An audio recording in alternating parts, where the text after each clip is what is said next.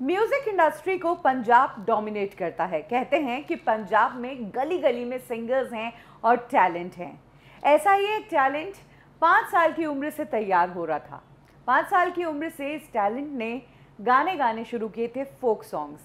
गाने गाने का शौक था, लेकिन गाने कैसे बनते हैं, कैसे लिखे जाते हैं, इसकी नॉलेज नहीं थी। एक बार पंजाब के एक फेमस लिरिसिस्ट को इन्होंने गाने लिखने के लिए कहा, ये सोचते हुए कि आप गाने लिखो, मैं गाऊंगा, मैं गाने बनवाऊंगा। तो उस लिरिसिस्ट ने इन्हें बहुत चक्कर लगवाए। चक्कर लगाते रहे, लेकिन गाना नहीं लिख के दिया। जिसके बाद ईगो पर आ गई और इन्होंने गाने लिखने शुरू किए और तब से लेकर आज तक इन्होंने अपने गाने खुद ही लिखे हैं। आगे चलकर ये 5 साल का लड़का जिसने फोक संगीत से अपने करियर की शुरुआत की, वो बना सिद्धू मूसेवाला। आज के इस वीडियो में हम सिद्धू मूसेवाला की लाइफ की कहानी के बारे में ही बात करेंगे। सिद्धू मूसेवाला का जन्म पंजाबी फैमिली में हुआ। मनसा के मूसा गांव में ये पले बड़े हैं। सिद्धू का रियल नेम है सुखदीप सिंह सिद्धू। इस नाम से वो सिद्धू मूसेवाला तब बन गए जब वो पॉपुलर हो गए, और पॉपुलैरिटी के साथ वो चाहते थे कि उनके गांव के नाम को भी लोग जाने, इसीलिए उन्होंने सरनेम में अपने गांव का नाम मूसा लगा दिया। आगे चलकर गुरु नानक देव इंजीनियरिंग कॉलेज से इन्होंने इलेक्ट्रिक इंजीनियरिंग की पढ़ाई की। और कहते हैं ना कि इंजीनियरिंग के दौरान ही आपको पता चल जाता है कि आपको आगे चलकर इंजीनियरिंग नहीं करनी है, कुछ और करना है। और यहीं से सिद्धू को मन लग गया म्यूजिक में। उन्हें लगा कि बस मुझे म्यूजिक में ही आगे कुछ करना है। जाहिर सी बात है, पंजाब से कई बड़े म्यूजिशियंस आए हैं और हनी सिंह जिस तरीके से रैप में आए हैं, उस तरह से वो नई जनरेशन के लिए कहीं ना कहीं एक इंस्पिरेशन है।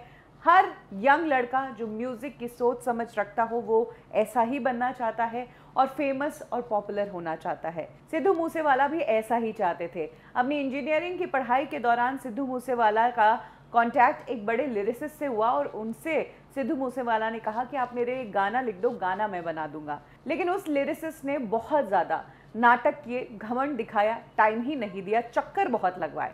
और उस दिन से सिद्धू मूसेवाला ने डिसाइड कर लिया था कि मैं अपने गाने खुद लिखूंगा, किसी से लिखवाऊंगा नहीं। तो उन्होंने पहला गाना लिखा लाइसेंस, और इस गाने को उन्होंने निंजा से गवाया, क्योंकि तब तक सिंगिंग में उनकी इतनी खास ट्रेनिंग नहीं थी। कुछ साल इंडिया में ही म्यूजिक बनाने के बाद सिद्धू मूसेवाला कनाडा शिफ्ट हो गए और वहां पर जाकर म्यूजिक बनाने लगे, गाने लगे, खुद के गाने लिखने लगे, रैपिंग करने लगे और एकदम से उनके गाने हिट होने लगे। इनफैक्ट लंदन में उनके कई सारे शोज भी होने लगे और एक बैंड की तरह उनका बन गया था। एक टाइम तो ऐसा आ गया जब सिद्धू मूसेवाले के गाने जिम में चलते थे और जिम में सिद्धू के गानों के बिना तो एक्सरसाइज ही नहीं होती थी मानो। 2016 से उन्होंने अपने करियर की शुरुआत की और 2018-19 तक तो यूं कहिए कि वो स्टार बन गए। बस हिंदी फिल्म इंडस्ट्री में आने की देर थी। सिद्धू मूसेवाला एक मल्टी टैलेंटेड इंसान थे। उनके पास म्यूजिक का नॉलेज था, साथ ही लोगों को अपनी तरफ अट्रैक्ट करने की और अपनी बात समझाने की काफी पावर थी।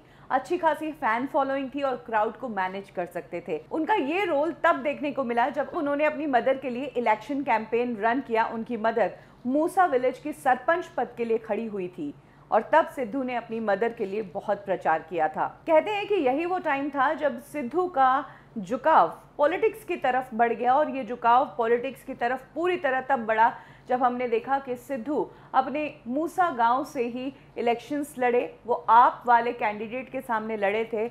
हालांकि सिद्धू को करारी हार मिली, लेकिन जितने वोट्स आए थे वो काबिले तारीफ थे। 27% लोगों ने सिद्धू को ही वोट किया था। इधर बात करें करियर की, जहां करियर एक के बाद एक आगे बढ़ रहा था। म्यूजिक में ऑलरेडी अच्छा कर रहे थे, अब पॉलिटिक्स में भी आ रहे थे। वहीं उनकी कंट्रोवर्सीज भी बहुत हो रही थी। सिद्धू जितने हाईलाइट होने लगे, उतने ही उन पर उंगलियां उठने लगी। एक तो उनका राइवल रहा करण औजला करके जो सिंगर है, वो उनके साथ सिद्धू की हमेशा से 36 का आंकड़ा रहा है। दोनों ने अपने गानों में भी एक दूसरे को गालियां दी हैं और दोनों ने एक दूसरे के गाने रिलीज होने से पहले ही लीक करवाए हैं। ये सब भी इन दोनों के बीच हुआ।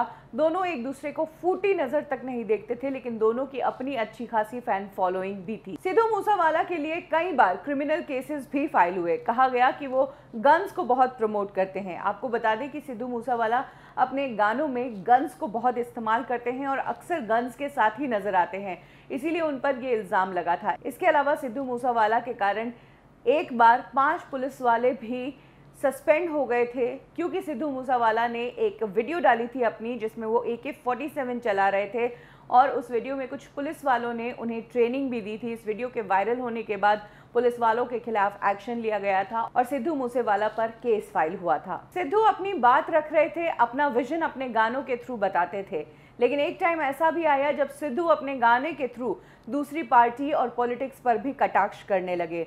उन्होंने जब इलेक्शन लड़ा कांग्रेस की तरफ से, तब उन्होंने आप पार्टी को लेकर एक गाना बनाया, एस्केप गोट, और जिन लोगों ने आपको वोट दिया उनको सिद्धू ने धोखेबाज कहा और इसके बाद भी बहुत बड़ी कंट्रोवर्सी खड़ी हुई थी। सिद्धू मूसेवाला 28 साल की उम्र में थे और वो जल्द ही शादी करने वाले थे। उनकी मदर ने एक इंटरव्यू में कहा था कि सिद्धू अब जल्द ही शादी करेगा, ये अरेंज मैरिज नहीं होगी बल्कि लव मैरिज होगी, यानी कि उनकी एक गर्लफ्रेंड थी। हालांकि ये गर्लफ्रेंड कौन थी इसको लेकर साफ खुलासा नहीं हो पाया।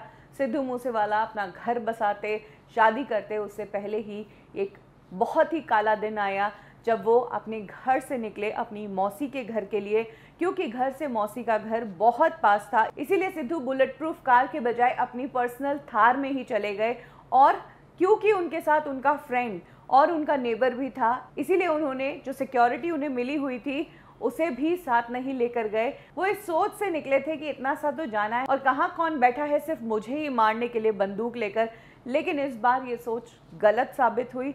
सिद्धू मूसेवाला जैसे ही घर से निकले, घर से कुछ ही दूरी पर पहुंचे, तब 3 कारों ने उनकी गाड़ी को घेर लिया। अंदर से शूटर्स निकले, शूटर्स पूरी तैयारी करके आए थे, उनको मारने का प्लान ऑलरेडी बन चुका था। सिद्धू पर लोग नज़र रखे हुए थे और जैसे ही सिद्धू को लोगों ने अकेला बिना सिक्योरिटी के, बिना बुलेट प्रूफ कार देखा, सिद्धू को वहीं उड़ा दिया। इन हत्यारों ने इतनी गोलियां बरसाई कि सिद्धू को जीने तक का मौका नहीं दिया, वो वहीं मर गए। जब हॉस्पिटल उन्हें ले जाया गया तो डॉक्टर ने ब्रॉट डेड डिक्लेयर किया और इस तरह से अंत हो गया 28 साल के उस लड़के का, जिसे आगे चलकर म्यूज़िक इंडस्ट्री में बड़ा नाम कमाना था, आगे चलकर जिसे पॉलिटिक्स में बड़ा नाम कमाना था। अगर सिद्धू की हत्या पर आर्टिस्ट लोग नहीं बोलेंगे तो आगे और भी आर्टिस्ट हैं जिनके साथ यही हो सकता है और ये जो गैंग्स हैं ये और ज़्यादा फैल कर लोगों को अपना डर बता सकते हैं। इसीलिए सिद्धू मूसेवाला की डेथ के बाद लोगों को आवाज़ उठानी होगी, शोर करना होगा, हल्ला करना होगा, जस्टिस की डिमांड करनी होगी। जिन लोगों ने इस हत्या को प्लान किया है उनके खिलाफ सख्त से सख्त सज़ा होनी चाहिए। आपको क्या लगता है कमेंट सेक्शन में ज़रूर शेयर करें। अभी के लिए बस इतना ही। देखते रहिए खबर ठिकाना।